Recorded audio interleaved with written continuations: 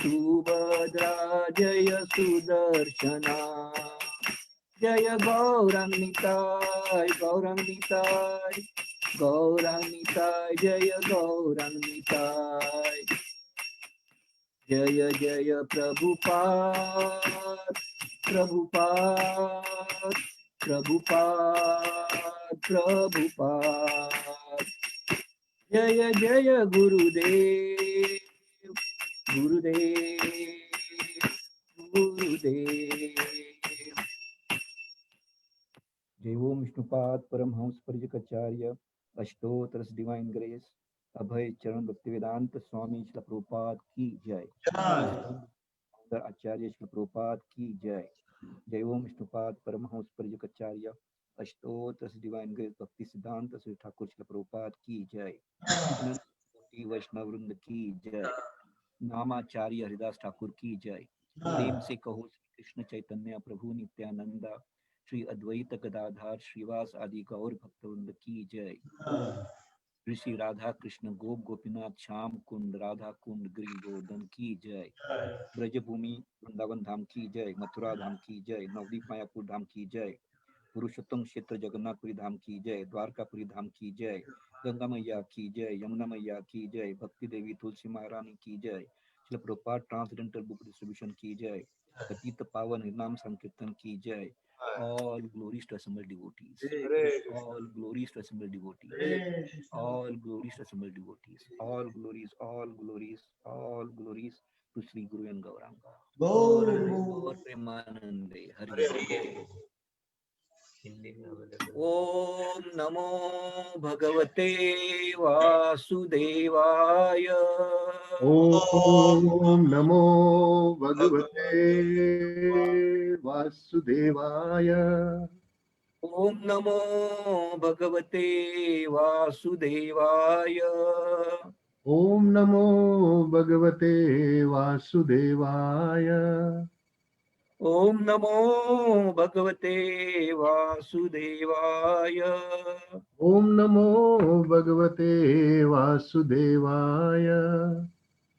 Naranam Namaskritya Naram Chaiva Narottamam Devim Saraswatim Vyasam Tato Jayam Madhurai Natyapaeshu Avedreshu Nityam Bhagavata Sevaya Bhagavati Uttama Shloke Bhaktir Bhavati Naishtaki Krishnaya Vasudevaya Devaki Nandanaya Cha Nandagopa Kumaraya Govindaya Namo Namaha.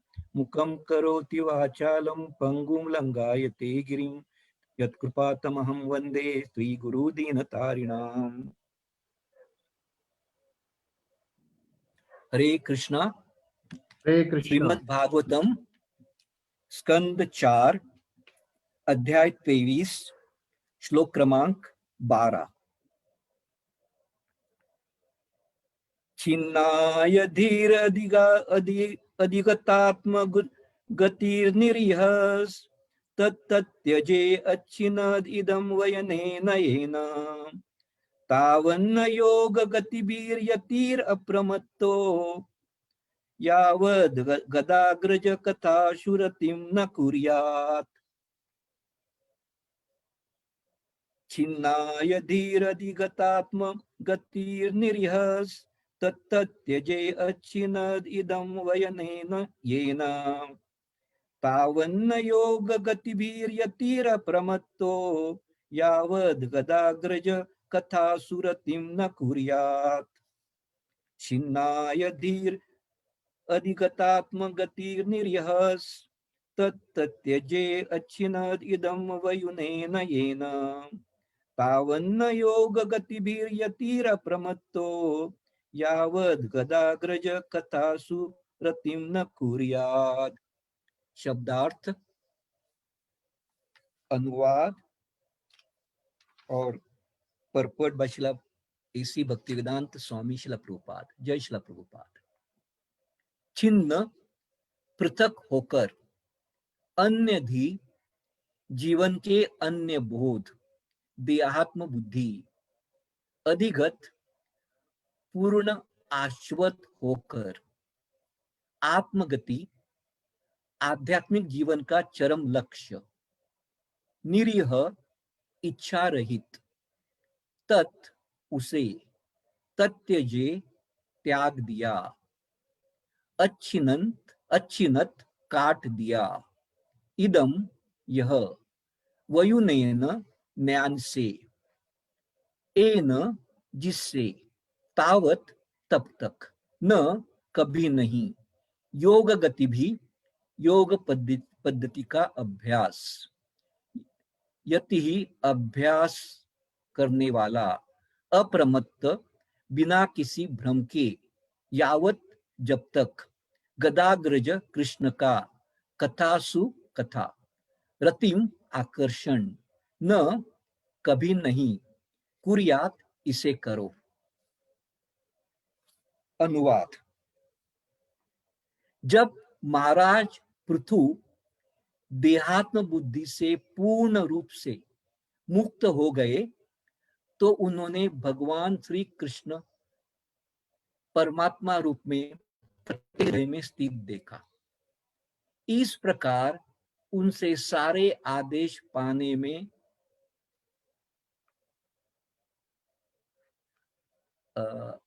पर उन्होंने योग तथा ज्ञान की अन्य सारी विधियां त्याग दी।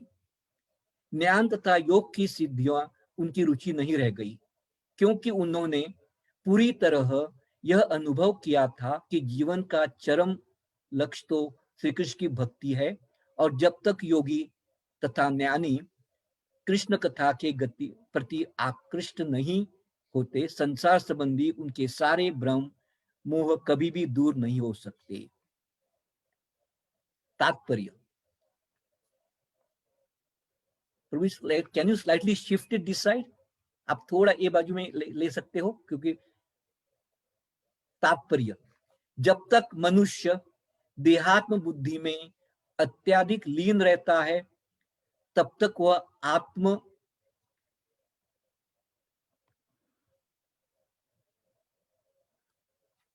आत्म बुद्धि की अनेकानेक विधियों में रुचि लेता रहता है, यथा योग विधि या चिंतन इत्यादि। किंतु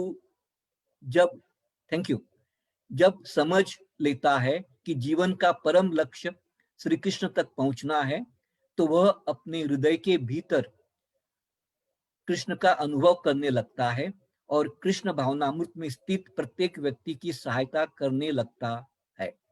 वास्तव में जीवन की पूर्णता श्री कृष्ण के विषय में सुनने की प्रवृत्ति पर निर्भर करती है। इसलिए इस श्लोक में कहा गया है, यावद गदाग्रज कथासु रति न कुर्यात।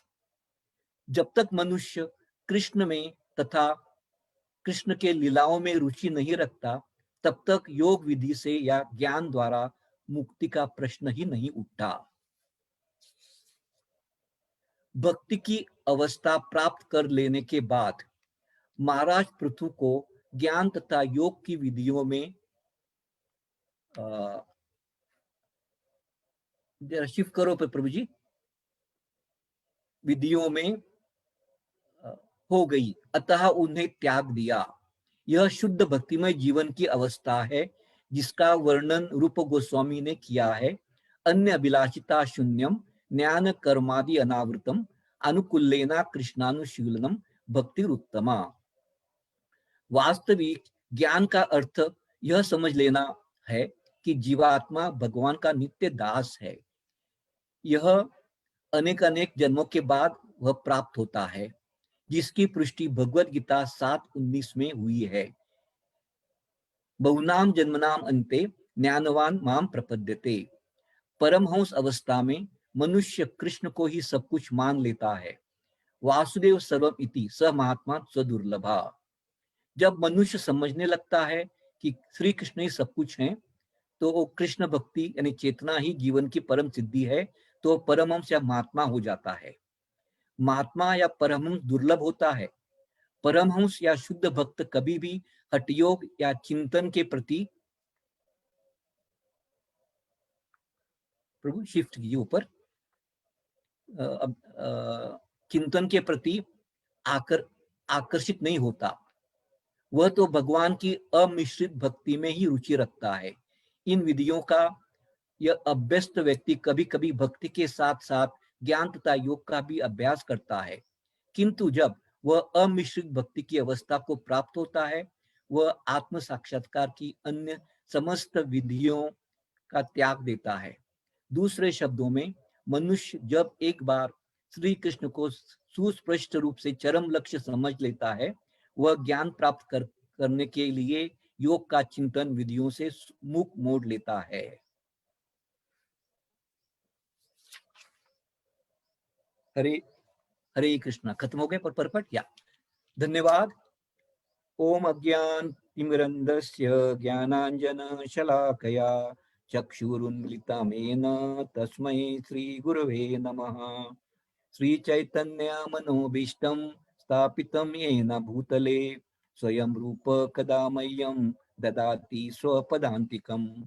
वन्देऽहं श्रीगुरु श्रीयुतपदकमलं श्रीगुरून् वैष्णवांच श्रीरूपं साग्रजातं सहगण रघुनाथान्वतं तं सजीवं साद्वैतं सावधूतं परिजनसहितं कृष्णचैतन्यदेवं श्रीराधा कृष्णपादान् सहगण ललिता श्रीविशाखान्वितं श।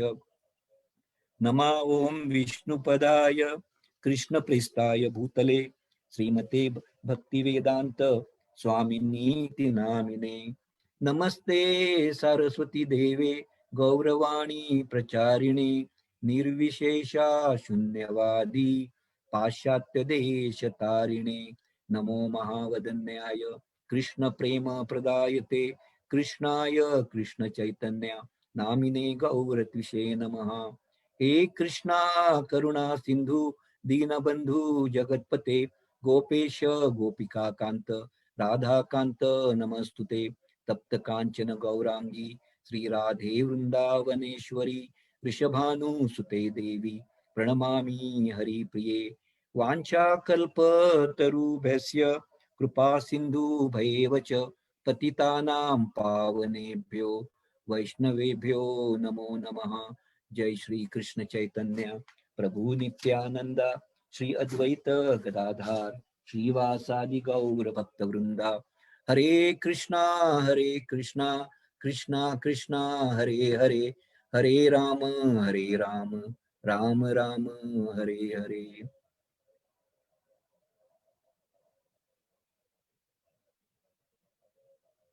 हरे कृष्णा। ये मेरा सौभाग्य है कि गिरिवरधारी प्रभु की कृपा से मुझे आपकी सेवा करने का मौका मिल रहा है।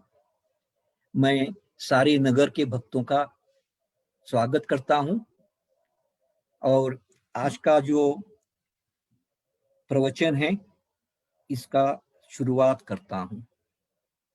हम चर्चा कर रहे हैं पृथु महाराज अनेक साल, बहुत साल राज्य करके अभी वो वन में जा रहे हैं। तो प्रभुपाद जी के तात्पर्य में 3 जो शब्द हैं, छिन्न अन्य धी, यानी वो देहात्म बुद्धि से उन्होंने त्याग कर दिया था। छिन्न अन्य धी। उसके बाद दूसरा शब्द है अधिगत आत्मगति।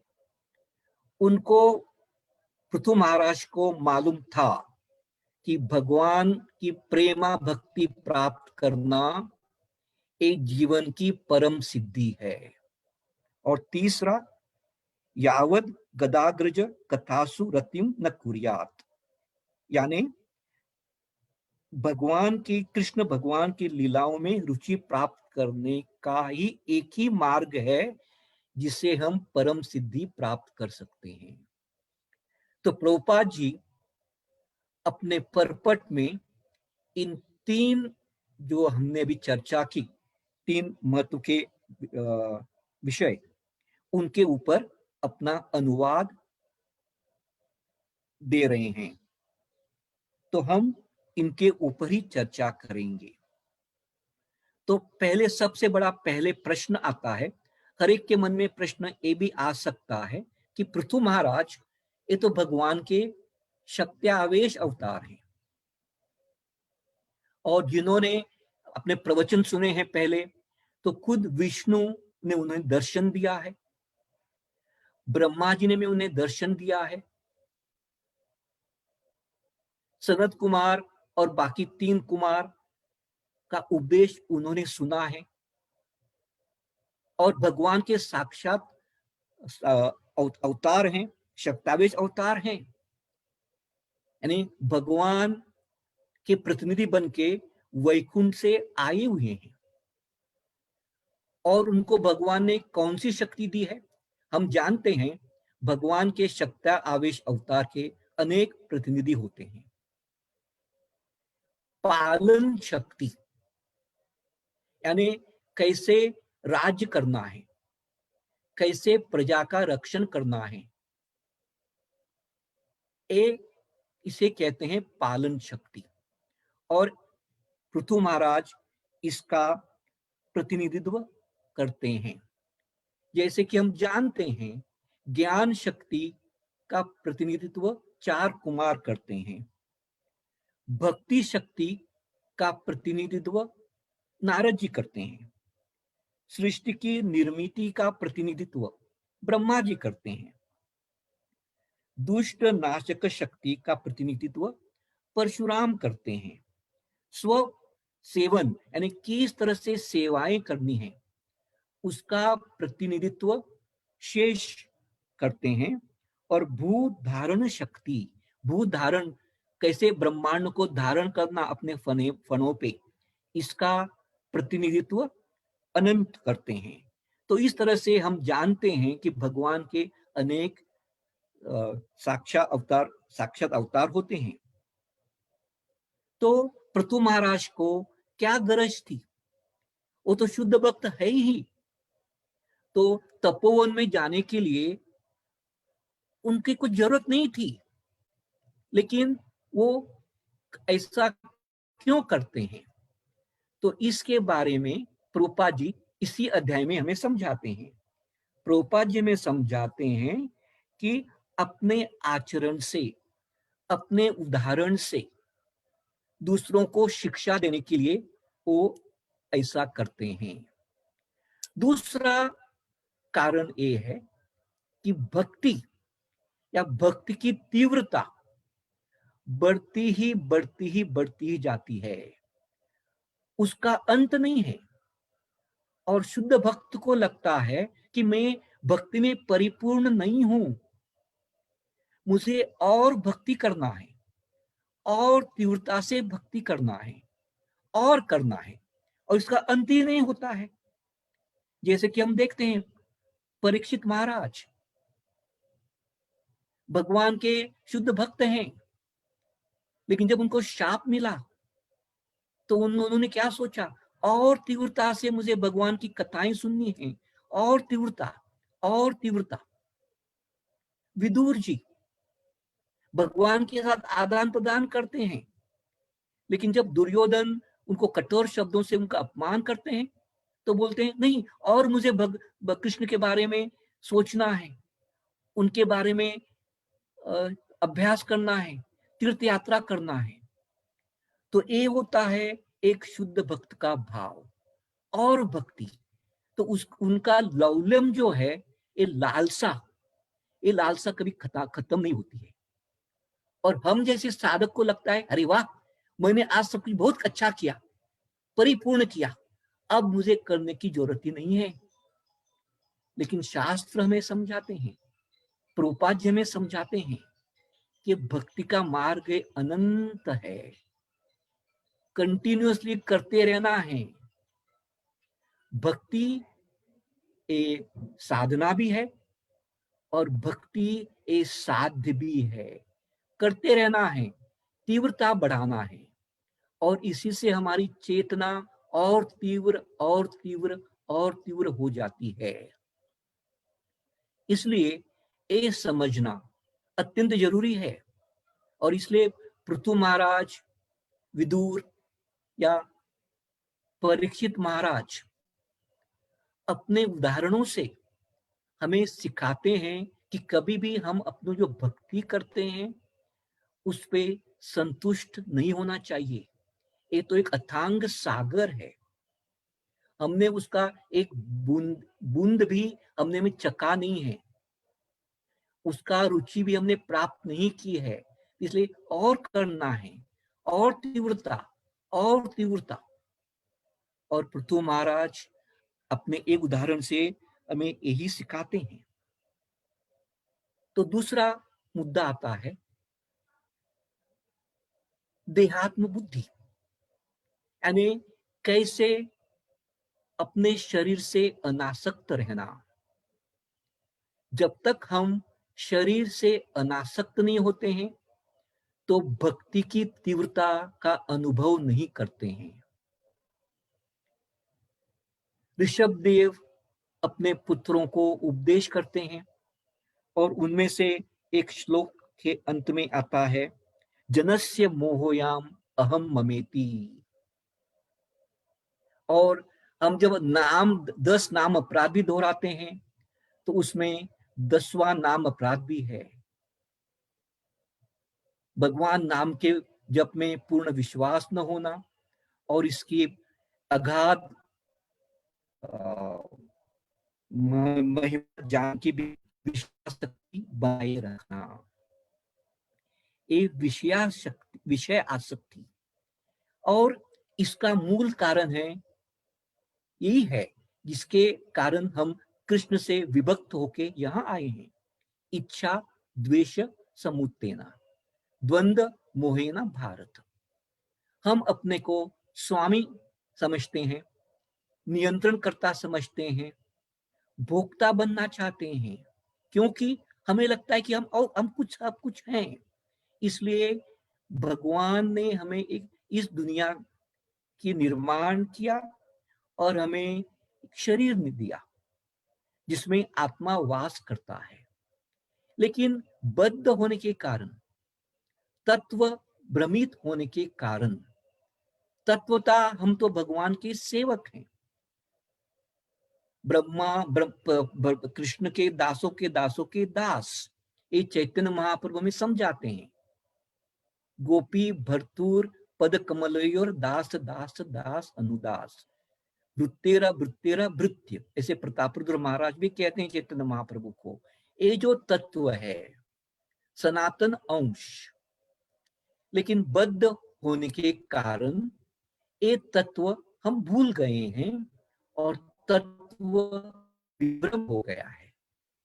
हम अपने को शरीर समझ रहे हैं और शरीर के प्रति आसक्ति है अहम ममेति, मैं और मेरा। प्रभुपाद जी उसे कॉन्सेंट्रेटेड सेल्फिशनेस और एक्सटेंडेड सेल्फिशनेस की परिभाषा में बोलते हैं। इसलिए स्वार्थ है, मैं और मेरा, इसलिए हम स्वार्थी बन रहे हैं। ये सारी दुनिया में सब कुछ स्वार्थी स्वार्थ है।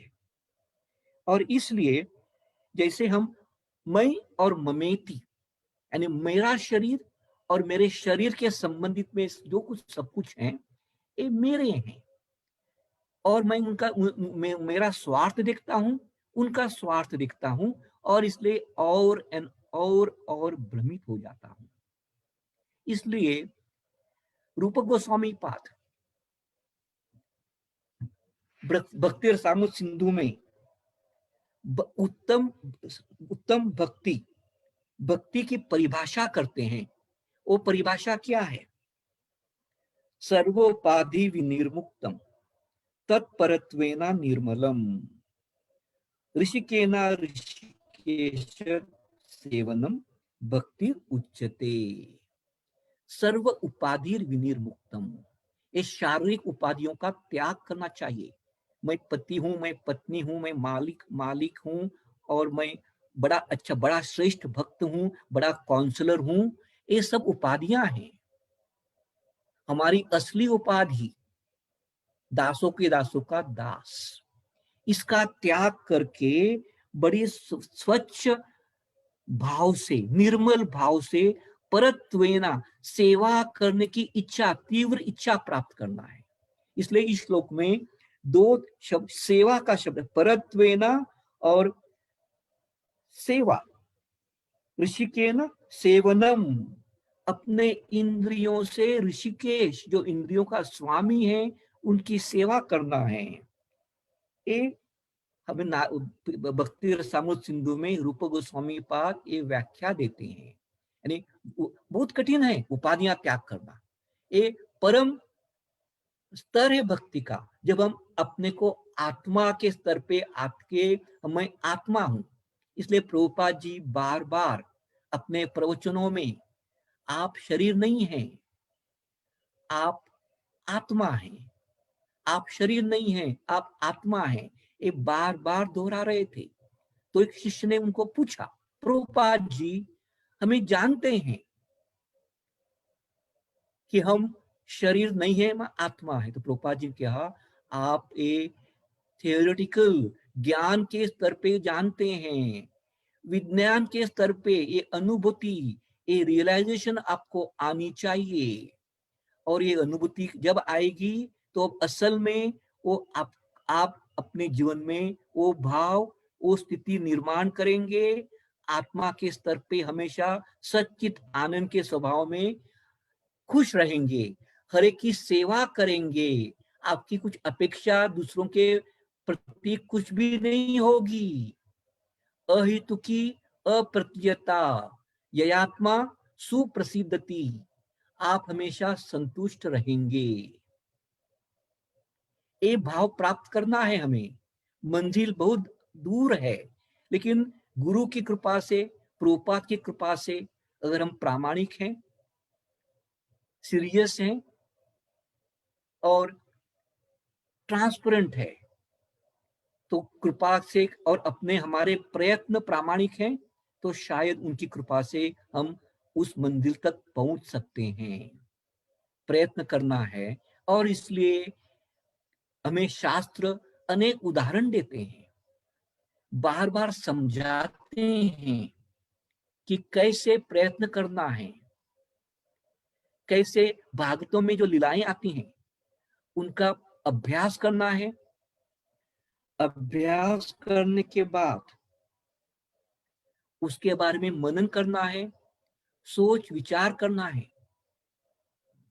इसलिए उदाहरण के माध्यम से भागवतम हमें सिखाते भी हैं।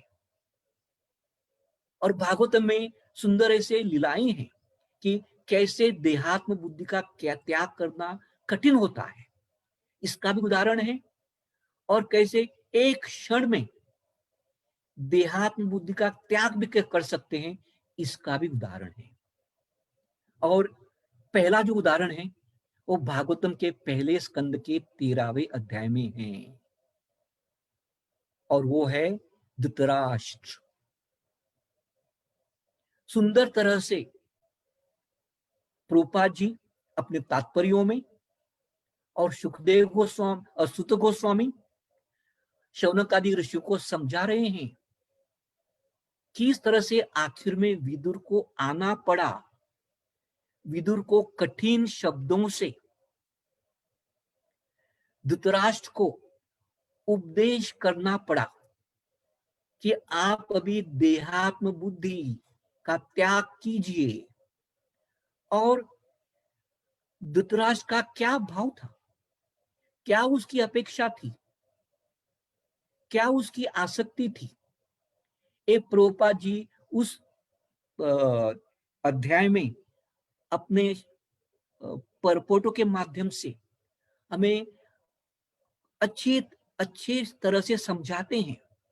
लेकिन हम उस हद तक मनन नहीं कर सकते हैं या अभ्यास नहीं कर सकते हैं, और प्रभुपाद जी की शिक्षाओं का अपने जीवन में पालन नहीं कर सकते हैं। धृतराष्ट्र की पहली अपेक्षा क्या थी, वो अंधा था, ये उसका दुर्भाग्य था। लेकिन अपने को महाराजा बनने की उसकी अपेक्षा थी। वो शास्त्रों के माध्यम से वो अंध होने के कारण राजा बनने की उसकी पात्रता नहीं थी, ये शास्त्र कह रहा था।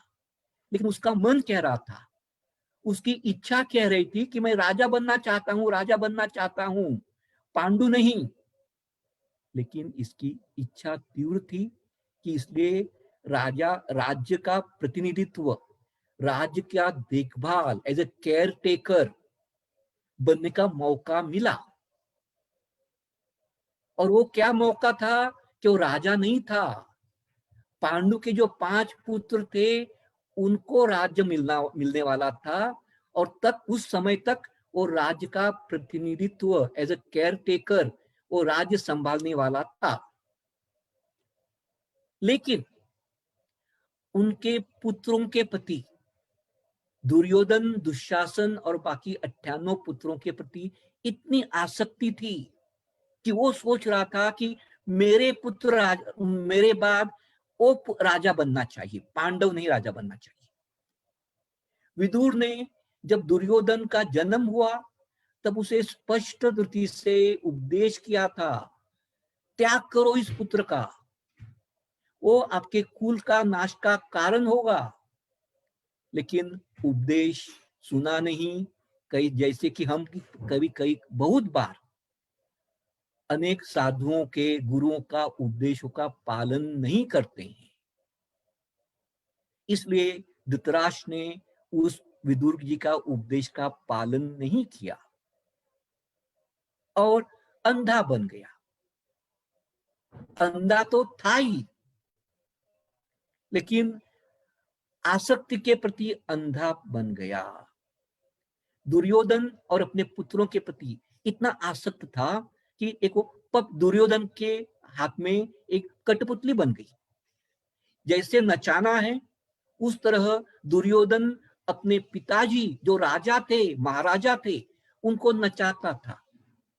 कभी धमकी देता था, मैं आत्महत्या करूंगा, रोता था, ऐसा बोलता था, वैसा बोलता था, और शकुनी और कर्ण उनको सहायता करते थे। और बेचारा धृतराष्ट्र के समझ में नहीं आ रहा था कि मैं इस जंगल में फंस रहा हूं और आसक्त बन रहा हूं और आसक्त बन रहा हूं। देखिए कितनी आसक्ति है, अहम ममेति। तो कृष्ण और योजना बनाते हैं उनकी आसक्ति दूर करने के लिए। महाभारत के युद्ध में सारे 100 पुत्र मर जाते हैं, लेकिन पुत्रों के मरने के बाद भी ममेती तो चले गई, पुत्र चले गए, मृत्यु हो गया, लेकिन जो अहम है, मैं हूं ना, मैं जिंदा हूं ना, मैं शरीर हूं, मेरे शरीर को और कुछ भोग प्राप्ति करनी है, मैं राजा बनना चाहता हूं, इसलिए अहम रह गया। महाभारत के युद्ध के बाद राजा बन गए युधिष्ठिर महाराज, लेकिन युधिष्ठिर महाराज इतने नम्र भक्त हैं, इतने शुद्ध भक्त हैं, इतने करुणा के प्रतिनिधित्व करते हैं। जो व्यक्ति उनको मारने के लिए प्रयत्न कर रहा था, ऐसे व्यक्ति धृतराष्ट्र को उन्होंने अपने घर में सिर्फ आश्रय नहीं, बड़े सम्मान से रखा था। उनकी बड़ी अच्छे भाव से उनको अपना पिता मान के उनका आदर पालन कर रहे थे। और आसक्ति के कारण धृतराष्ट्र ये नहीं समझ सका कि मैं बेघर हूं। इनकी करुणा के कारण मैं इस घर में रह रहा हूं। उनका भाव था क्या, वो राजा बनना चाहता था, मैं ही राजा हूं, मैं ही राजा हूं। तो राजा का ये जो राज्य भोग करने की जो प्रवृत्ति थी, उसका नाश नहीं हुआ था, और इसके कारण विदुर जी को आना पड़ा। और विदुर जी ने बहुत कठिन शब्दों में धृतराष्ट्र को उपदेश किया, और उनको पहले कैसे संबोधित किया, हे राजन, उपहास से। जानते थे कि उनकी जो इच्छा थी राजा बनने की, वो असफल हुई थी, इसलिए बोले ओ राजन।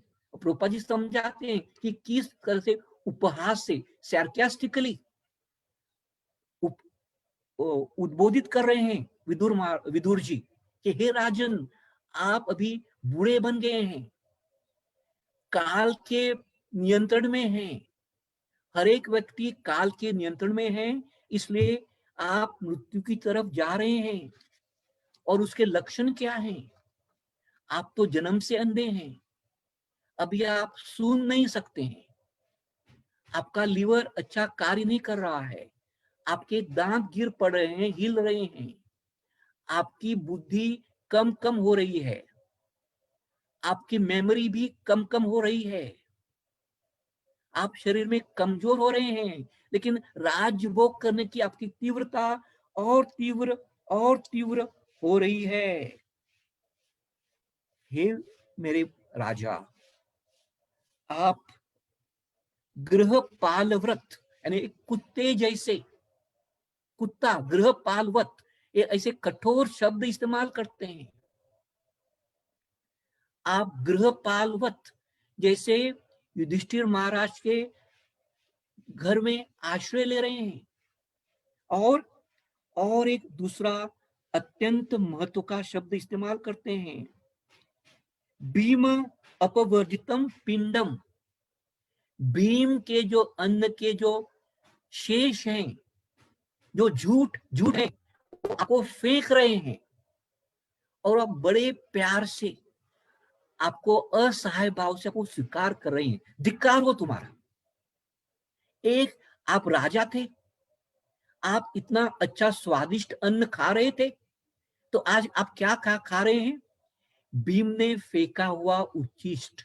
जिस भीम के प्रति आपको अत्यंत क्रोध था और आप उसको मारना चाहते थे, उसका उच्छिष्ट आप खा रहे हैं। धिक्कार हो आपका।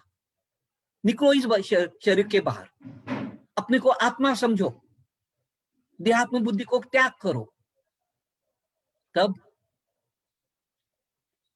क्योंकि विदुर के अभी शब्दों में शक्ति थी, क्योंकि वो कई साल उन्होंने कृष्ण के प्रति ध्यान किया था, यात्रा में हमेशा भगवान के बारे में सोचते थे।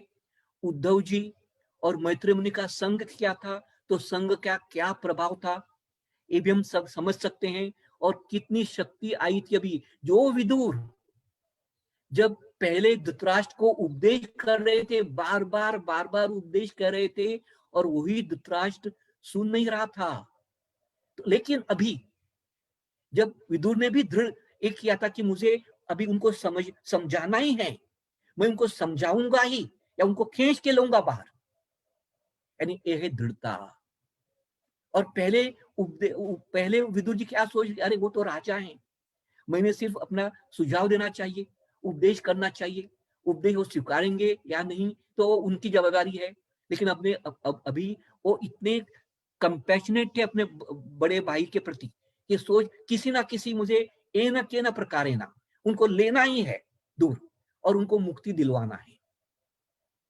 और देखिए विदुर जी कौन है? यमराज जी है। धर्मराज को, और युधिष्ठिर कौन है? धर्मराज जी है। तो एक तरह में धर्मराज देखते हैं विदुर जी के माध्यम से किस तरह से करेक्शन कर रहे हैं, उनको सुधारने का प्रयत्न कर रहे हैं। और यमराज जी युधिष्ठिर के माध्यम से उनको करुणा कर रहे हैं। तो भक्ति में ये दो अत्यंत इनकंसीवेबल गुण का मिश्रण है, करेक्शन और करुणा। तो हमने करुणा का गैर फायदा नहीं लेना है, जैसे कि युधिष्ठिर महाराज की करुणा का गैर फायदा धृतराष्ट्र ले रहे थे। एक भक्ति में किसी को एक्सप्लॉइट नहीं करना है, किसी का गैर फायदा स्वीकार करना नहीं है। और करेक्शन, वही यमराज भी करेक्ट कर रहे हैं। तो करेक्शन के, हमें भी करेक्शन की जरूरत है। हम साधक हैं, गलतियां करते हैं। तो जब गलतियां करते हैं तो गलतियां सुधारने के लिए जो कोई हमें सुनाते हैं, कभी कभी बुरा लगता है, उपदेश करते हैं, तो अच्छे खुले मन से, इम्पेडिमेंट्स नहीं, अरे मुझे क्यों उपदेश कर रहा है, मुझे क्यों सुधार रहा है, मैं तो परिपक्व हूं, एक भाव से नहीं करना चाहिए। तो एक उदाहरण से हम समझ सकते हैं कि कितना कठिन है ये देहात्म बुद्धि का त्याग करना बहुत कठिन है। हाँ, लेकिन इच्छा है तो एक क्षण में भी देहात्म बुद्धि का त्याग कर सकते हैं। और उसका उदाहरण है युधिष्ठिर महाराज। उसी पहले ही स्कंद में 15वें अध्याय में ही जब अर्जुन बताते हैं कि कृष्ण निजधाम चले गए हैं, को किसी को बिना पूछे, अरे मैं ये करूं, पांडवों को बिना पूछे, अपने द्रौपदी को या सुभद्रा को बिना पूछे, किसी को या कुंती को महारानी को बिना पूछे एक क्षण में युधिष्ठिर महाराज अपने राज्य त्याग करने का सोचते हैं और ऐसे वस्त्र प्रदान करते हैं। हाँ, परीक्षित महाराज को पहले अपना कर्तव्य का पालन करते हैं, परीक्षित महाराज को राजा बनाते हैं, लेकिन एक क्षण में अपना सोच बदलते हैं, अपनी चेतना बदलते हैं और किसी को बिना पूछे अपने को भगवान का सेवक समझ के उत्तर की तरफ जाने लगते हैं। तो भागवतम ये दोनों उदाहरणों का चर्चा करता है, इसलिए दोनों उदाहरणों का हमें समझाना चाहिए कितनी कठिनाइयां हैं देहात्म बुद्धि का त्याग करने में। और अगर हम तैयार हैं, हमारी तीव्र इच्छा है, तो कितना आसान भी है। ये दोनों उदाहरण हमें भागवतम दिखाते हैं, लेकिन वो हमारे भक्ति की तीव्रता के ऊपर अनुभवित होता है। तो एक पहली शिक्षा है देहात्म बुद्धि का त्याग करने के बारे में। दूसरी शिक्षा जो प्रभुपाद हमें देते हैं वो है किस तरह से भगवान की भक्ति ही, कृष्ण भगवान की भक्ति ही करना है, उसमें कुछ भी और कलमश नहीं आना चाहिए। इसलिए प्रभुपाद जी समझाते हैं कि साक्षात्कार तरह तरह के होते हैं, लेकिन शुद्ध साक्षात्कार क्या है? अनन्य भक्ति। इसलिए भगवद गीता में व्यभिचारिणा भक्ति, अनन्य भक्ति, शुद्ध भक्ति, अहेतुकी भक्ति, ऐसे शब्दों का इस्तेमाल किया जाता है कि इसलिए प्रभुपाद जी इस श्लोक में अन्य अभिलाषिता, ज्ञान कर्मादि अनावृतम, अनुकूलेना कृष्णानुशीलनम, इस श्लोक का चर्चा करते हैं। इसलिए इस भक्ति में किसका भी मिश्रण नहीं होना चाहिए, न तो ज्ञान न तो कर्म। क्यों? क्योंकि जब भक्ति एक अहेतुकी होती है, उसमें कुछ भी हेतु नहीं होता है। हेतु एक ही है, भगवान की संतुष्टि, गुरु और आचार्यों की संतुष्टि के लिए मैं मेरी परम सिद्धि प्राप्त करने के लिए कृष्ण प्रेम प्राप्त करना चाहता हूं, ये मेरा स्वभाव है, ये है अहेतुकी। इस भाव से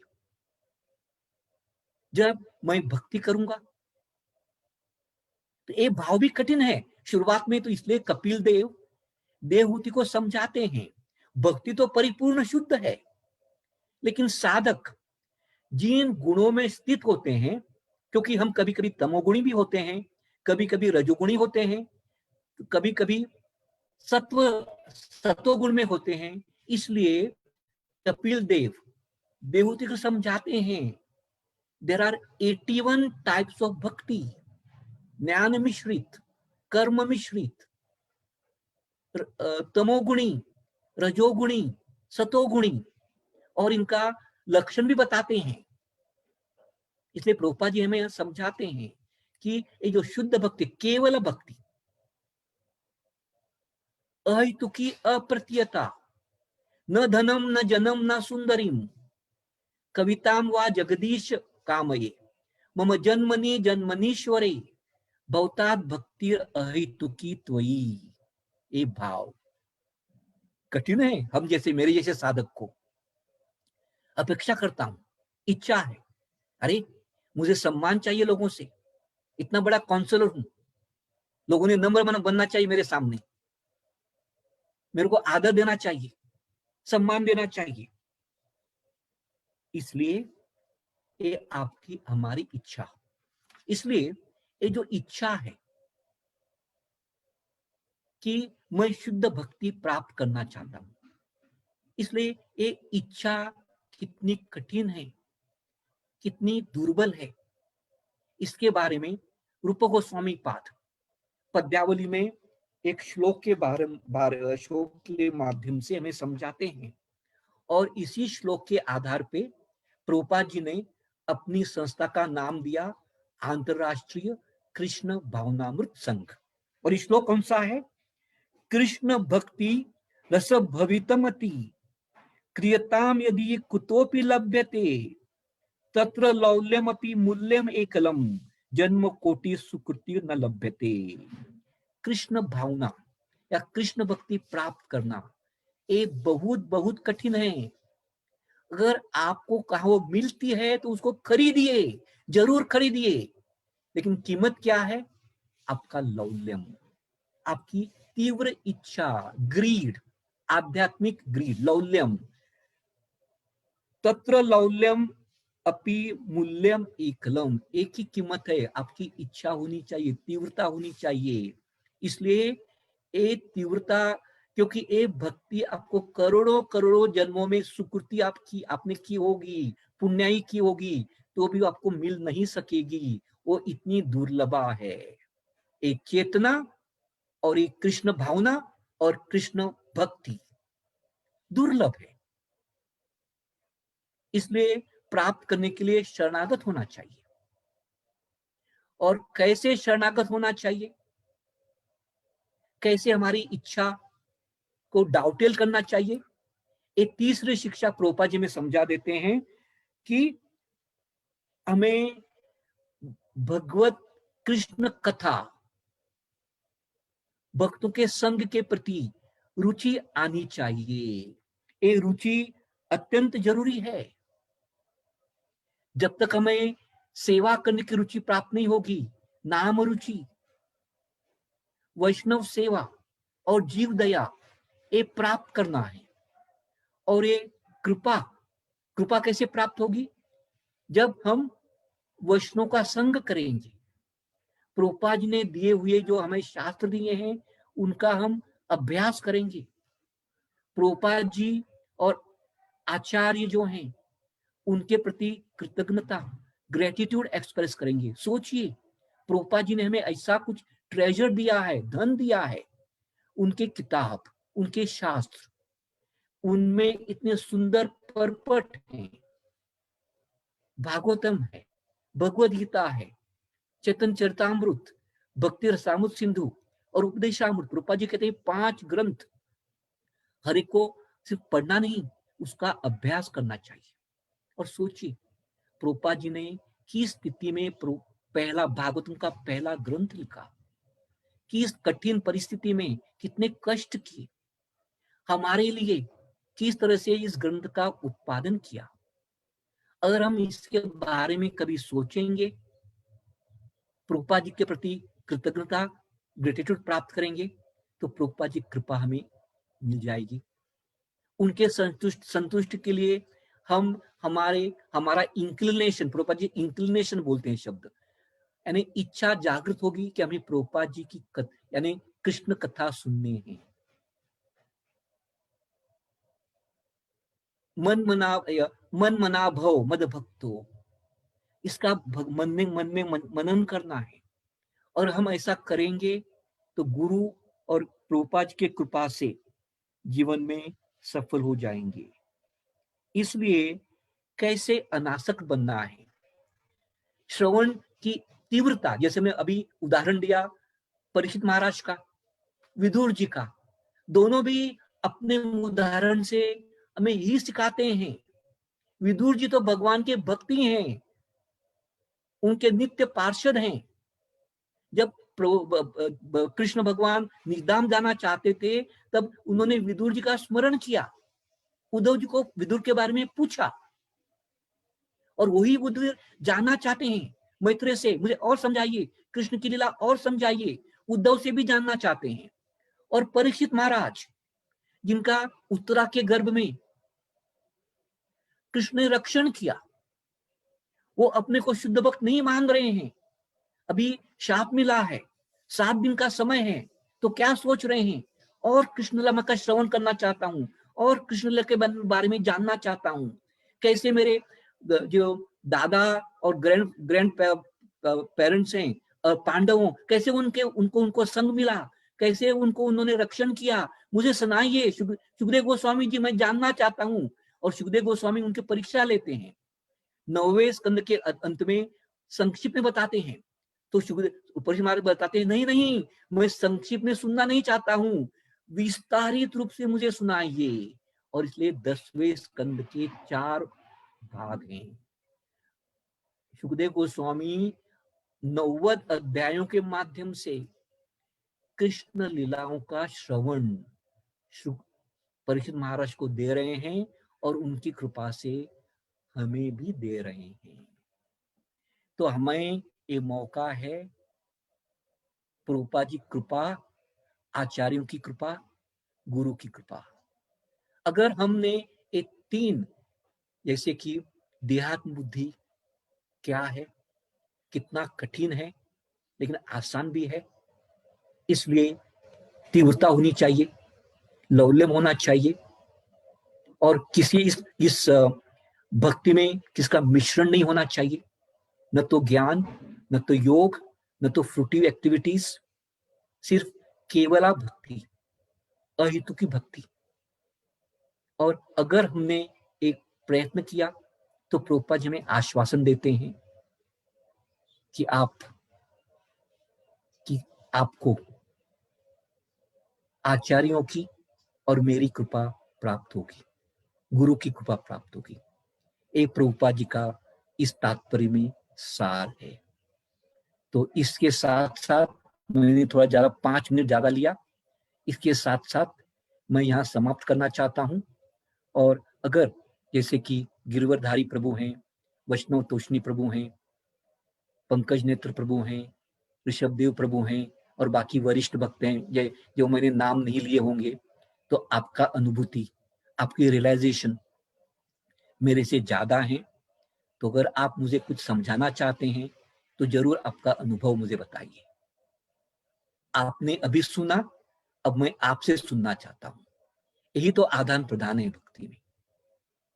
अभी 5 मिनट के लिए आप अपना रियलाइजेशन, जैसे कि वैष्णव तोषणी प्रभु इतने सुंदर प्रवचन देते हैं, मैंने सुना है, लेकिन मेरा दुर्भाग्य है कि मैंने कभी उनका प्रवचन सुना नहीं है। गिरवरधारी प्रभु मैंने सुना है, कभी नासिक नगर में इतना अच्छा कुछ कर रहे हैं, अच्छा प्रचार कर रहे हैं, सारे भक्तों को, कांग्रेशन को प्रोत्साहन दे रहे हैं। मेरा दुर्भाग्य है कि मैं उनके साथ भी संग नहीं कर रहा हूँ। और ऋषभदेव प्रभु और पंकज नेत्र प्रभु भी इसी तरह से अपने अपने ग्रुप के साथ इतने आदान प्रदान कर रहे हैं, प्रचार कर रहे हैं, अभ्यास कर रहे हैं, अपनी साधना तीव्रता से बढ़ा रहे हैं। तो मैं थोड़ा आपसे सुनना चाहता हूँ। हरे कृष्णा। धन्यवाद। नगर के भक्तों का अभिनंदन। जय। यस प्रभु। गिरवरधारी प्रभु, हरे कृष्णा। आप कुछ बोलना चाहते हैं? हाँ, हरे कृष्णा। कुछ भक्तों को अगर प्रभु जी ने जो प्रवचन दिया उसके ऊपर कुछ प्रश्न वगैरह पूछना है तो पूछ सकते हैं। तो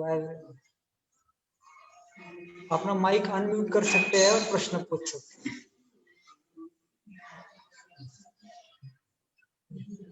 हरे कृष्णा प्रभु जी। हरे कृष्णा। हाँ, धन्यवाद, प्रणाम प्रभु जी। प्रभु जी मुझे माफ कीजिए, मैंने आपका नाम नहीं लिया, क्षमा चाहता हूँ। प्रभु जी, मेरा प्रश्न ये है कि अभी वो प्रश्न का उत्तर आपने लेक्चर में दिया है, फिर भी मैं ये प्रश्न पूछ रहा हूँ कि जैसे आपने प्रभु जी का बताया, प्रभु जी के शिष्यों को प्रभु जी बता रहे थे कि हम निर्णय, हम आत्मा है, लेकिन प्रभुपाद शिष्यों को बोल रहे थे आपको ज्ञान के स्तर पर पता है लेकिन उसका अनुभूति साक्षात्कार नहीं है। तो सेम उसी प्रकार एक प्रश्न है, उसका आंसर आपने दिया है, लेकिन फिर भी उसके ऊपर मेरा ये प्रश्न है, सब कुछ हमें पता है, अभी भौतिक दृष्टि देखा जाए तो ब्रह्मचारी ने सब कुछ छोड़ दिया है और उसको पता भी है जो तो त्यागना चाहिए, लेकिन कुछ चीजें ऐसी होती है कि वो त्याग नहीं पाता है। तो उसका क्या रीजन है? उसको ज्ञान भी है, पता भी है, सुनता भी है और लेक्चर में बताते भी है, लेकिन फिर भी कुछ स्पेसिफिक चीज होती है वो त्याग नहीं पाता है, तो उसका क्या रीजन है और उससे कैसे ऊपर उठेंगे हम ताकि वो चीज त्याग पाएंगे? हरे कृष्णा, धन्यवाद प्रभु, बहुत अच्छा प्रश्न पूछा आपने। आपका शुभ नाम बताइए मुझे, मैं आपसे प्रेरणा ले सकता हूँ। साक्षरस दास प्रभु जी। ओ साक्षरस प्रभु, आप तो भगवान के साक्षरस में हैं, दास रस, वो साक्षरस में सेवा कर रहे हैं। धन्यवाद प्रभु जी। मैं मेरी बात कर रहा हूं, जब अब एक साधक भक्ति में आता है तो अपने पहले जीवन का जो बोझ है, बैगेज, कंडीशनिंग, उसके अनर्थ कितने हैं?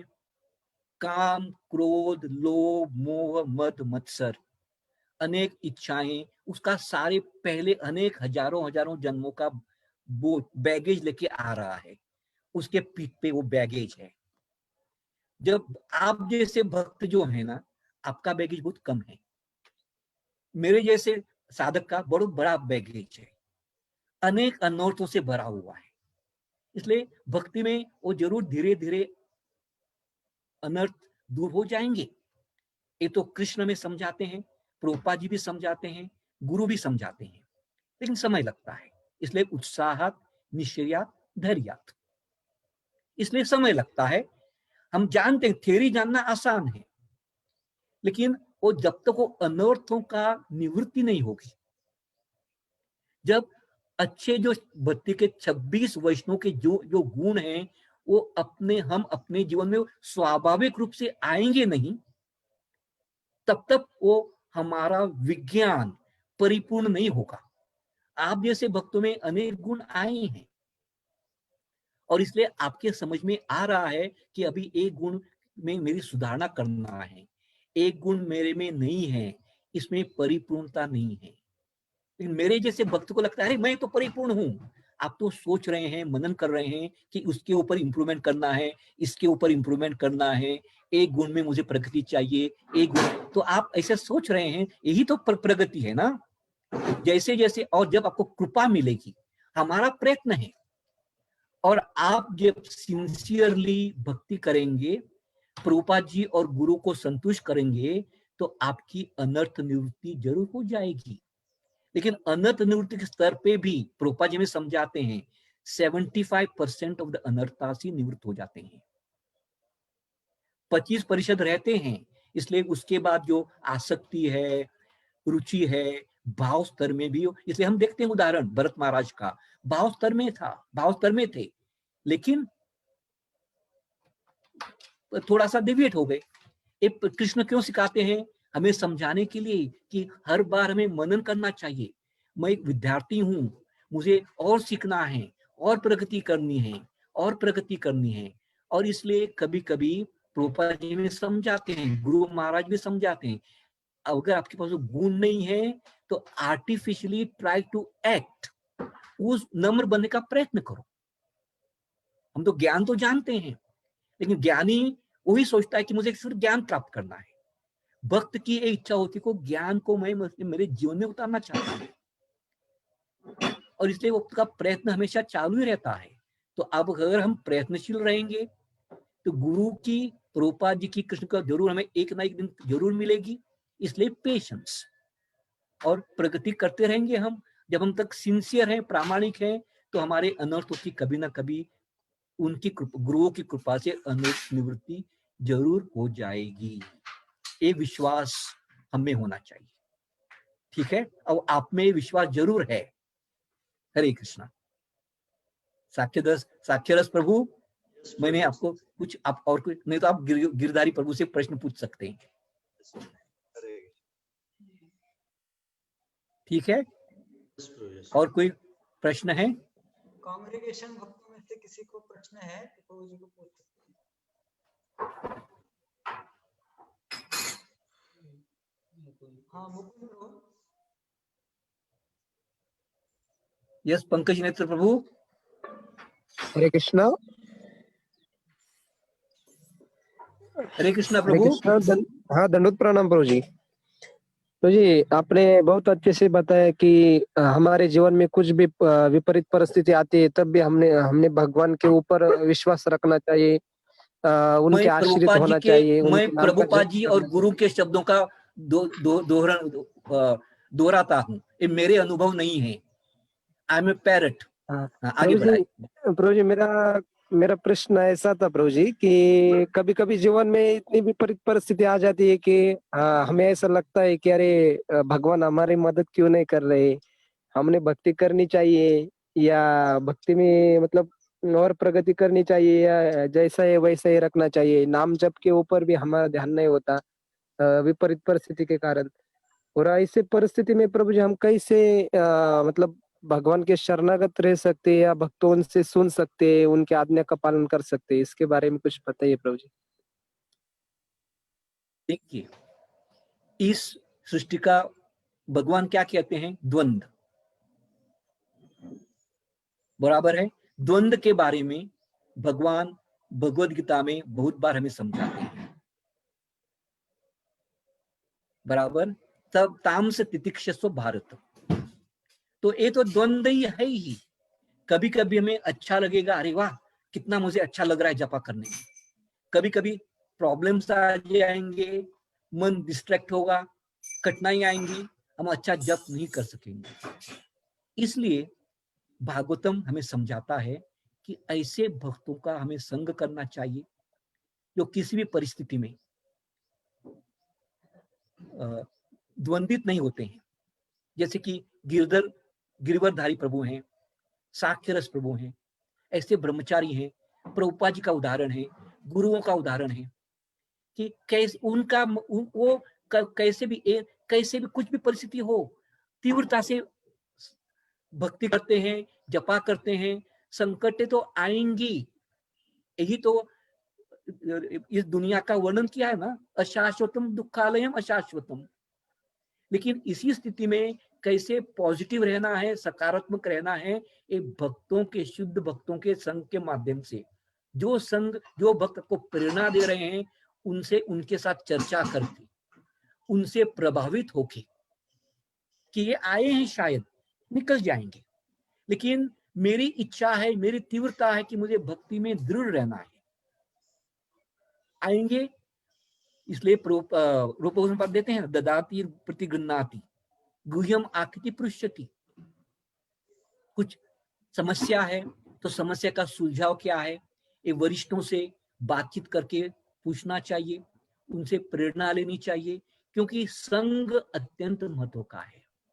हम निर्जन भजन नहीं कर सकते हैं। प्रभुपाद जी के ग्रंथों का जब अगर हमने पठन किया, अभ्यास किया, तो धीरे धीरे धीरे हमें एक सहन शक्ति आ जाती है। ये शक्ति चाहिए हमें, कृपा। और ये जब कृपा आएगी तो हम जो मन की चंचलता, दुनिया का द्वंद्व हम सहन कर सकेंगे और उसके परे जाके भक्ति कर सकेंगे। इसलिए संग जरूरी है, साधना तीव्रता से करनी चाहिए, भगवान के और भक्तों का आश्रय लेना चाहिए। भगवान कहते हैं शरणागत हो मेरे, लेकिन शरणागति का जो भाव है वो बहुत कठिन है। एक भाव प्राप्त करना आसान नहीं है।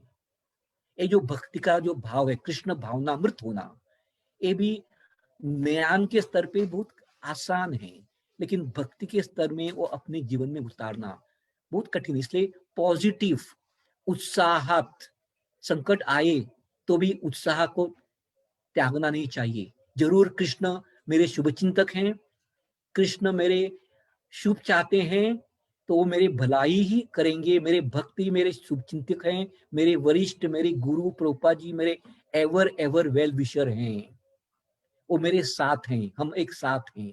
एक भाव से भक्ति करना है। संकट जरूर आएंगे, ये नहीं कि नहीं आएगा, ड्युअलिटी है तो आने वाले ही है।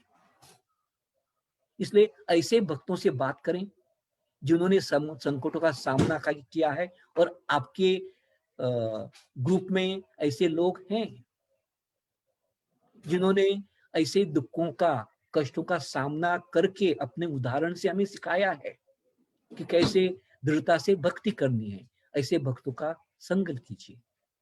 गिरिवरधारी प्रभु हैं, साक्षरस प्रभु हैं, वैष्णव तोषणी प्रभु हैं,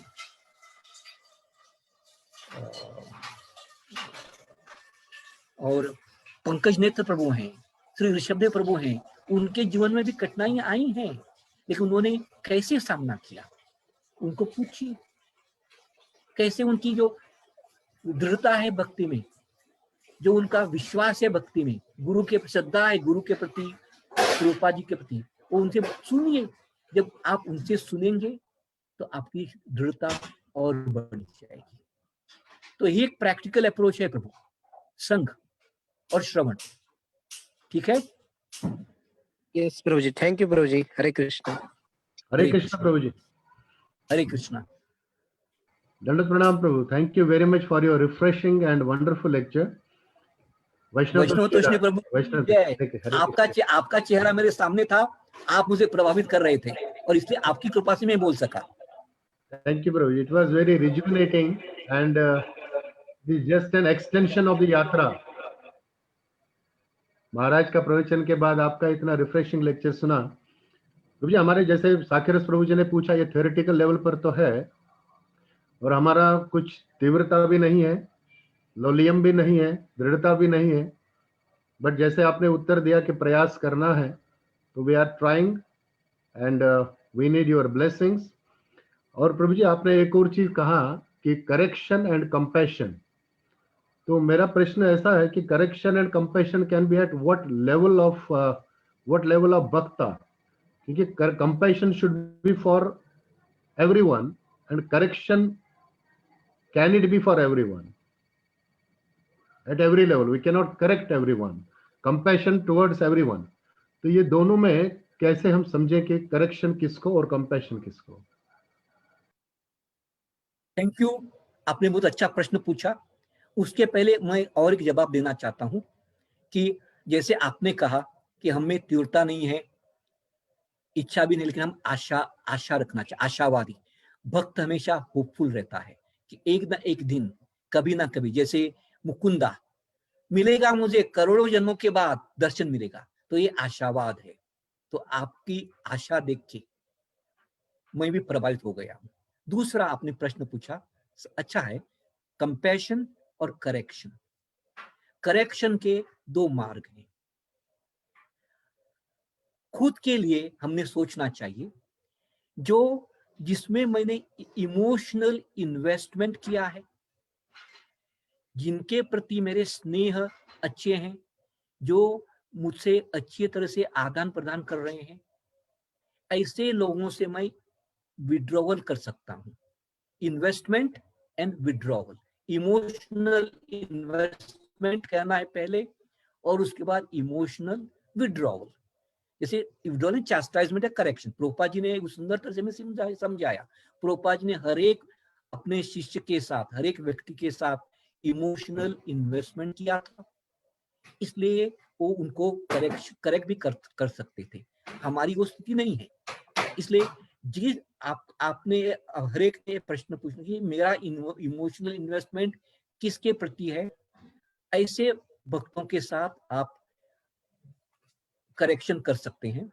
लेकिन जिनका आपके साथ इन्वेस्टमेंट नहीं है, लेकिन उनका इन्वेस्टमेंट और किसी के लोग साथ होगा, उनके काउंसलर के साथ होगा या और किसी सीनियर ब्रह्मचारी के साथ होना, तो अगर आपने कुछ देखा होगा, as a well wisher, not as a way of criticism, क्योंकि मुझे इस संस्था की प्रगति चाहिए, भक्त की प्रगति चाहिए, as a well wisher, ever well wisher, मैं कॉन्फिडेंशियली उनके ऐसे लोगों में, यानी ये व्यक्ति जिसका इन्वेस्टर है, उसको आप बता सकते हैं, प्रभु जी ये मेरा एक ऑब्जर्वेशन है, आपको लगता है सही लगता है तो आप कीजिए, नहीं लगता है कि अप टू यू, मैंने अपना कर्तव्य किया, बस दैट्स ऑल।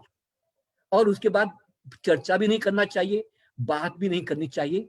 जो उनके इन्वेस्टर हैं, उनके प्रति वो जानते हैं कि उसको क्या करना है, बस मैंने अपना फर्ज कर दिया। एक दूसरा करेक्शन है।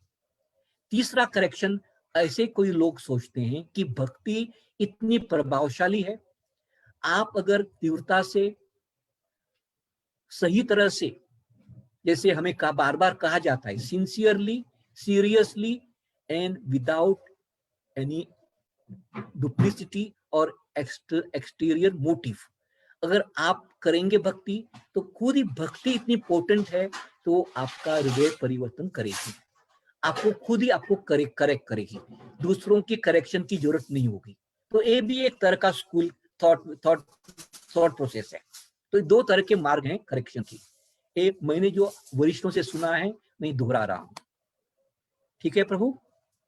Yes, Are you Prabhu. satisfied? Thank you very much, Prabhu. But can both these things, correction and compassion, be applied to our own self? Yes. क्योंकि हम गलतियां भी करते हैं, हम परिपूर्ण नहीं हैं, वी आर नॉट परफेक्ट। तो इसलिए जब कोई हमें करेक्शन देता है तो व्यक्तिगत हमारा स्वभाव क्या होना चाहिए? वाह, he is my well wisher. शायद कृष्ण उनकी जीवा से, जैसे प्रभुपाद जी का यही भाव था ना, प्रभुपाद जी की यही सोच थी, अनेक शुद्ध भक्तों की यही सोच थी कि कृष्ण उनके जीवा से, उनके मुख से मुझे समझाना चाहते हैं, मेरा परिवर्तन करना चाहते हैं। So that's why we should take in a positive spirit, not in a negative spirit. ये अपने लिए, और हमें करेक्शन की ही जरूरत है क्योंकि हम परिपूर्ण नहीं हैं, और भक्ति इतनी गहरी है कि और परिपूर्णता, और परिपूर्ण, जैसे हमने अभी चर्चा की, और परिपूर्णता आनी चाहिए, और perfection, more and more perfection, most पर, जैसे प्रभुपाद जी समझा रहे हैं भक्ति में मोस्ट ऐसी भी भाषा है। तो ये हमें जरूरत है करेक्शन की, कंपैशन की भी है, हमें भी कंपैशन चाहिए। ठीक है प्रभु? Yes, sir. Thank you very much, bro. Thank you very much. Thank you. Thank you. आपने मुझे सोच में डाला है, मैंने भी मनन करना चाहिए कि मेरा क्या ये भाव है, दूसरों का करेक्शन स्वीकारने का नहीं है मेरा अभी तक। थैंक यू, आपने मुझे एक अच्छा प्रश्न पूछ के मुझमें हलचल मचा दी है आपने। Thank you. Thank you very much. Krishna प्रभु, दंड प्रणाम। धन्यवाद। हाँ प्रभु जी, हम जो भक्ति कर रहे हैं देहात्म बुद्धि के कारण, तो हम मैकेनिकली कर रहे हैं भक्ति। तो मैकेनिकली जब तक रहती जाएंगे भक्ति, तो हम रियल की टेस्ट नहीं पा सकेंगे। तो रियल की टेस्ट नहीं पा सकते, इसके कारण हम निराशा आ सकती है हमारे जीवन में। तो एक दिन हमारे हाथ से भक्ति भी छूट जा सकती है। तो हम कैसे लगते रहेंगे कि रियल भक्ति हमें मिल जाएगी या नहीं मिल जाएगी? प्रभु जी, आप कौन, प्रश्न किसने पूछा? ब्रह्मचारियों में किसने पूछा? नहीं प्रभु जी, मैं सत्य गोविंद दास बोल रहा हूँ। सत्य गोविंद प्रभु की जय। प्रभु जी, आपको क्यों लग रहा है कि आप मैकेनिकल जप कर रहे हैं? क्योंकि भक्ति ऐसी है, हमारा प्रयत्न और गुरु और आचार्यों की कृपा, वरिष्ठों की कृपा। तो आपको लग रहा है कि आप कृपा के अभिलाषी नहीं हैं, आप जो अपने जो वरिष्ठ हैं उनको संतुष्ट नहीं कर रहे हैं, उनके आदेशों का पालन नहीं कर रहे हैं, ऐसे आपको लग रहा है? अगर अटैचमेंट है प्रभु जी, बोलिए। प्रभु जी, शरीर के प्रति बहुत अटैचमेंट है, इसलिए ऐसा लग रहा है। वो तो अलग, वो तो गलत, वो तो आप क्या सोच रहे हैं और सिद्धांत और शास्त्र में क्या समझा। क्योंकि जैसे कई शुद्ध भक्तों को लगता है कि हम पतित हैं, जैसे हमारे षड गोस्वामी क्या कहते हैं कि हम तो पतितों के पतित हैं, नरोत्तम। तो इसलिए हमें क्या लगता है वो गलत, वो बात अलग सोचेंगे। लेकिन पहला मेरा एक प्रश्न है, आप सेवा कर रहे हैं, अपने वरिष्ठों को संतुष्ट करने का प्रयत्न कर रहे हैं, या मन में कुछ उनके प्रति मन में बुरा सोचते हो, अरे मुझे क्यों आदेश दे रहे हैं, मुझसे क्यों सेवा करते हैं? आप सेवा के प्रति उत्साहित हैं? आपका जो जैसे हैं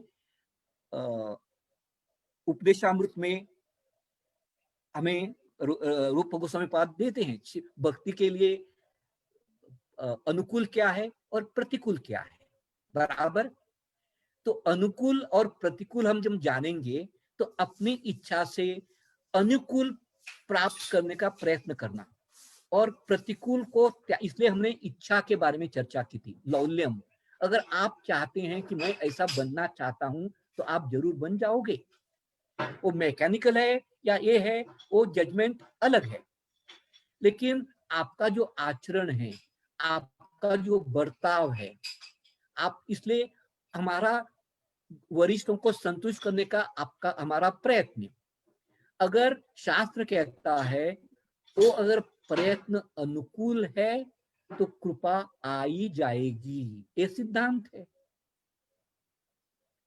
और आप अपने अपने को प्रामाणिकता से आप अगर प्रश्न पूछ सकते हैं, बोलने की भाषा एक अलग होती है, और अपने का इंट्रोस्पेक्शन करना कि क्या सही मेरे अनर्थ दूर नहीं हुए हैं इतने, क्या मुझे पहले हर रोज बार बार गुस्सा आता था, क्या वो मेरा गुस्सा भी कम नहीं हो रहा है, क्या पहले मेरी आसक्ति बहुत थी भौतिक चीजों के बारे में, वो क्या धीरे धीरे कम नहीं हो रही है।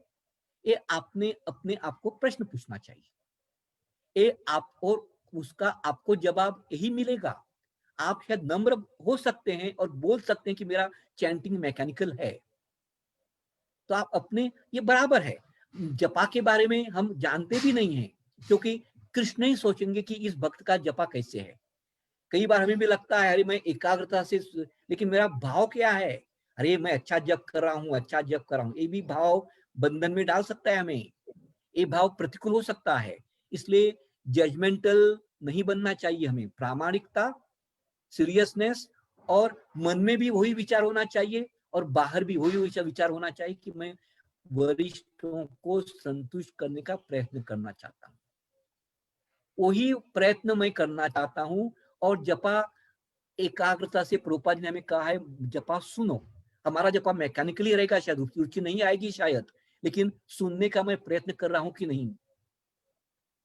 हम मेरे स्तर पे मुझे भी जपा में रुचि नहीं है प्रभु, मैं आपसे भी अधिक पतित हूं, रुचि नहीं आई है, लेकिन एक कर्तव्य है, एक रिस्पॉन्सिबिलिटी है, इस भाव से कि मुझे वो, कभी कभी हमें सेवा पसंद नहीं आती है, लेकिन वो स्वीकारना है स्वाभाविक से तरह से, पॉजिटिवली। और जब आप स्वीकारोगे तो कृपा आ सकती है। और कृष्ण हमारे जानते हैं, कृष्ण हम हमारी परीक्षा करेंगे उस समय, हमें सिर्फ प्रयत्न करते रहना है, बस करते रहो प्रयत्न पॉजिटिवली, बराबर है। जजमेंटल, अपने बारे में भी जजमेंटल मत बनो। अपने अंदर से जब आप अपनी परीक्षा ले रहे हो, अपना इंट्रोस्पेक्शन कर रहे हैं, तब ठीक है, मुझे और प्रयत्न करना है, और प्रयत्न करना है, और सिंसियर होना है, और प्रामाणिक होना है, ठीक है, ऐसा ऐसा पॉजिटिवली सोचो ना, बराबर है। प्रभु क्या लगता है?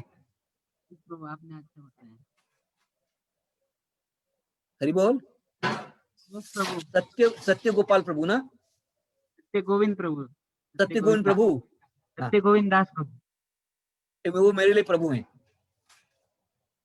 ठीक है। गिरवरधारी प्रभु सही है। आप कुछ बोलना चाहते हैं इसके बारे में?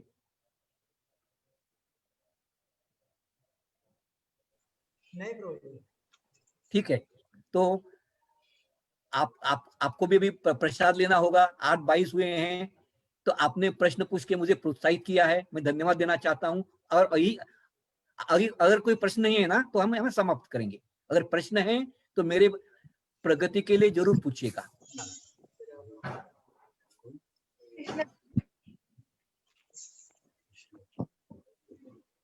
हरे कृष्णा। प्रभु जी, मेरा एक प्रश्न था। हाँ, मतलब हमें ऐसा लगता है कि ये करना चाहिए, लेकिन फिर भी हमसे हो जाता है, मन नहीं मानता कि ठीक है ये नहीं करना चाहिए, माता जी एक मिनट, रेशमा माता जी, मैंने पहले शब्द नहीं सुने बराबर, वापस दोहराइए। मतलब क्या प्रश्न है? बहुत बार ऐसा होता है कि ये करना नहीं चाहिए, मतलब हमारे लिए वो गलत है ऐसा लगता है, फिर भी नहीं मानता कि नहीं ये करना नहीं चाहिए, ऐसे मतलब हो जाता है हम लोगों से। हाँ, इसलिए संघ की जरूरत है, प्रभुपाद जी के किताबों का पठन करना चाहिए, उसका अभ्यास करना चाहिए। हम तो विद्यार्थी हैं, गलती करेंगे। कहा गलती एक बार करो, एक तरह की गलती 2 बार मत करो, तो गलतियां होंगी। इसलिए आपने जब करा कुछ गलती किया तो आपने सोचना चाहिए कि अरे मैंने गलती किया, वो नहीं करना चाहिए था। Repent, regret and repent and reform. तो उस तरह की गलती वापस न करने का प्रयत्न करो। हम गलतियां करेंगे, हम साधक हैं।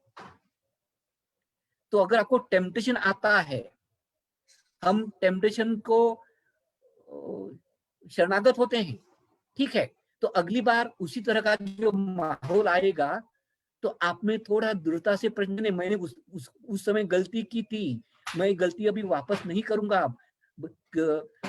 गुरु प्रभुपाद मुझे मदद कीजिए, प्रार्थना कीजिए। Prayers are very very important.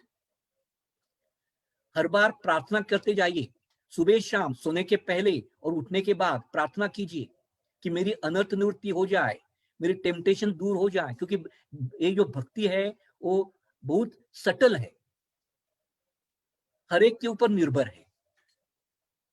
तो हर एक को कैसे कृष्णा शक्ति देते हैं, पावर एम्पावरमेंट देते हैं गुरु की कृपा से वगैरह, उसके ऊपर भक्ति डिपेंड होती है।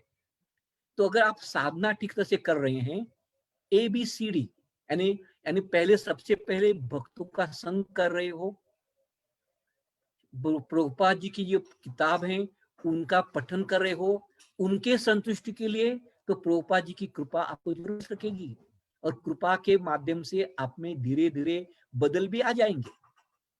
ठीक है माता जी, ये हमारा विश्वास होना चाहिए। गलती हम जरूर करेंगे, लेकिन सोचना चाहिए उसके बाद, ये नहीं मैं करूंगा उसका अगली बार, या कम इंटेंसिटी से हो जाएगा शायद। तो ऐसा बार बार सोचना चाहिए माता जी। ठीक है रेशमा माता जी? Thank you sir. Hare Krishna. या Hare Krishna.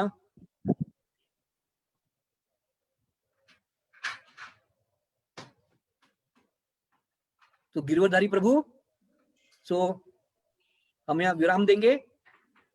Yes Prabhu. Thank you very much, और आप सबका धन्यवाद। हरे कृष्णा। नगर भक्त संघ की जय। हरे कृष्णा। हरे कृष्णा। जयदेव प्रभु, दंडवत प्रणाम। दंडवत। आपसे यही रिक्वेस्ट है कि ऐसे जूम से हमारा आपसे मिलना बहुत इजी हो जाएगा और होता है, तो आप regularly if you make yourself available to guide us by the way of Zoom regularly, so again it will be a very. मैं आपका सेवक हूँ प्रभु, पंकज नेत्र प्रभु, आप मेरे प्रभु हैं। आप जो मेरी आप मुझे जो आज्ञा करेंगे वो मैं स्वीकारूंगा। Thank you very much. ठीक है, धन्यवाद, थैंक यू। हरे कृष्ण। श्रील प्रभुपाद की जय। श्रील प्रभुपाद की जय। हरे कृष्णा। हम श्रीमान जयदेव प्रभु को बहुत बहुत धन्यवाद देते हैं। तो प्रभु जी ने बहुत ही सुंदर भागवतन के श्लोक के ऊपर विवेचन किया। जैसे शुरुआत में प्रभु जी बता रहे थे कि उद्धव महाराज ने सब कुछ त्याग करके तपोवन में चले गए। हालांकि वो शुद्ध भक्त थे, फिर भी वो चले गए क्योंकि वो भक्ति की और तीव्रता बढ़ाना चाहते थे। क्योंकि ये शुद्ध भक्तों का गुण है कि वो अपने भक्ति में कभी संतुष्ट नहीं होते। तो ये जो प्रत्यक्ष उदाहरण मैं श्रीमान जयदेव प्रभु के अंदर देख रहा हूँ कि वो खुद इतने 60 के ऊपर उनका उम्र हो गया है, लेकिन उनकी लालसा भक्ति की जो है और बढ़ रही है। और मैं देखता हूँ उनके जीवन में भी वो अभी जो हमारा राधा वृंदावन चंद्र राधा कुंज बिहारी मंदिर है, वहाँ पे 5 से भी अधिक सेवाएं करते हैं एक हफ्ते में, जो कि फुल टाइम पुजारी रहते हैं। उनका जितना सेवा उतना प्रभु जी का सेवा आके करते हैं। सुबह ड्रेसिंग करते हैं, रात का ड्रेसिंग करते हैं। तो उससे अभी बन रही सेवा प्रभु। लॉकडाउन के पहले करते थे। हाँ, तो अभी चालू हो जाएगा तो फिर से प्रभु जी आएंगे। तो ये प्रभु जी केवल बोल नहीं रहे हैं, तो उनके जीवन में जो है उनके साक्षात्कार हमको वो बता रहे हैं। और आज हम जब प्रभु जी धृतराष्ट्र और विदुर का संवाद बता रहे थे तो मुझे ऐसा लग रहा था कि प्रभु जी साक्षात विदुर जी है और हमारे जैसे धृतराष्ट्र की सारी आसक्ति को तोड़ रहे हैं। तो बहुत बहुत धन्यवाद प्रभु जी आपके इस सुंदर भागवतम कक्षा के लिए। और जैसे आपने बताया कि जो कृपा है, कृपा ये भक्तों के संग से प्राप्त होती है, तो हमें बहुत आशा है कि आपके ऐसे संग से हमको भगवान की कृपा जरूर प्राप्त होगी। बहुत बहुत धन्यवाद। हरे कृष्णा। श्रीमान जयदेव हरे कृष्णा। जय जय जय। तो उनको हम प्रभुपाद की जय।